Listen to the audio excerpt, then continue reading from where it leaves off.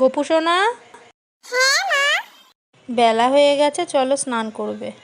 স্নান? পালাই পালাই। আরে কোথায় যাচ্ছ? দাঁড়াও, স্নান করবে তো তুমি। তুমি আমাকে গরম জলে স্নান করাবে, আমি করব না। আরে না না, আমি তোমাকে এখন ঠান্ডা ঠান্ডা জলে স্নান করাবো। দেখো কি আরাম লাগবে। সত্যি সত্যি ঠান্ডা জল।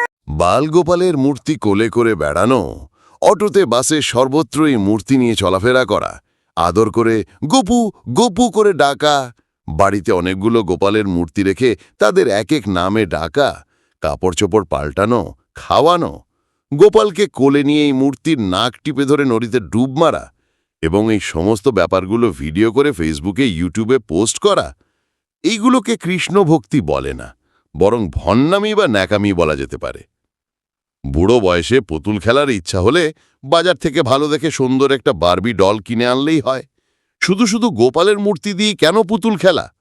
শ্রীকৃষ্ণের মূর্তি কি খেলাধুলার বস্তু? যদি ভিডিও বানিয়ে সোশ্যাল মিডিয়ায় ভিউ পেতে হয়, তবে হাইওয়েতে গাড়ি থামিয়ে নাচানাচি করলেই হয়। গোপালের মূর্তি নিয়ে রাস্তাঘাটে ঘোরাঘুরি কেন করা হয়? একটা পাথরের মূর্তিকে সেবা যত্ন করা খুব সোজা, তাতে কোনো সাধনা বা কৃচ্ছ সাধন প্রয়োজন নেই। পাথরের মূর্তি কথা বলে না, দুষ্টামি করে না, রাত 2টায় ঘুম ভেঙে কান্নাকাটি করে না, পায়খানা করে কাপড় চোপড় নোংরা করে না, যখন তখন বায়না করে না, জিনিসপত্র ভেঙে ফেলে না, থাপ্পড় দেয় না, গালি দেয় না, শাসন করে না। তাই এই পাথরের মূর্তির সেবাযত্ন করা বেশ জনপ্রিয় হয়ে উঠছে। কঠিন হল জীবন্ত গুরুর সেবা করা, জীবন্ত গুরুর অনুশাসন মেনে চলা। জীবন্ত গুরুকে তুষ্ট করে চলা কঠিন সাধনার বিষয়। সেই ক্ষেত্রে ন্যাকামি, মনমানি, ভণ্ডামি, স্বেচ্ছাচার, নাটক এই সব কাজে আসবে না। জীবন্ত গুরুর চোখ রাঙানো, তার শাসন, তার আদেশ পালন করা, তার নির্দেশ, তার অনুশাসন, তার ভালোবাসার ভয়, সব কিছু মাথায় নিয়ে সঠিক পথে অগ্রসর হওয়া কঠিন সাধনা। এই সাধনায় নিজেকে সারাক্ষণ নিয়ন্ত্রণ করে চলতে হয়, ক্লেশ সহ্য করতে হয়, নিরন্তর লেগে থাকতে হয়।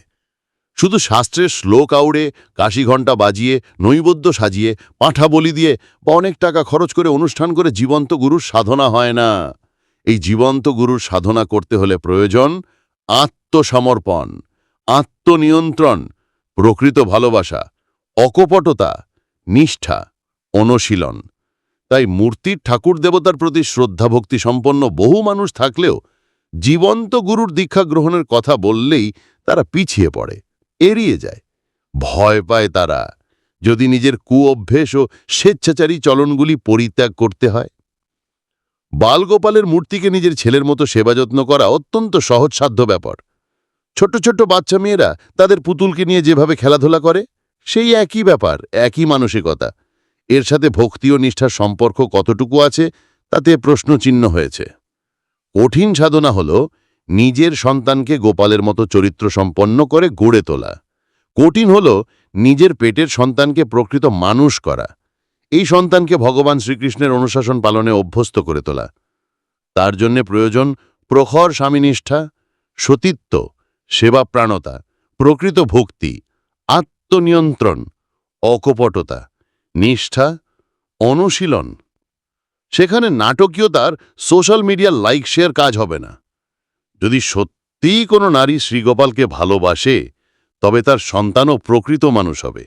সন্তান শ্রদ্ধাবান, ভক্তিমান, মাতৃভক্ত, পিতায় শ্রদ্ধাশীল, আদর্শে অটুট ও নিষ্ঠাবান হবেই। তাই গোপালের মূর্তিকে নিজের সন্তানের মতো লালন পালন করার চেয়ে নিজের সন্তানকে প্রকৃষ্ট রূপে লালন পালন করে গোপালের মনের মতো গড়ে তোলাই প্রকৃত শ্রীকৃষ্ণ প্রেমের পরিচয়ক। ভণ্ডামি থেকে সাবধান।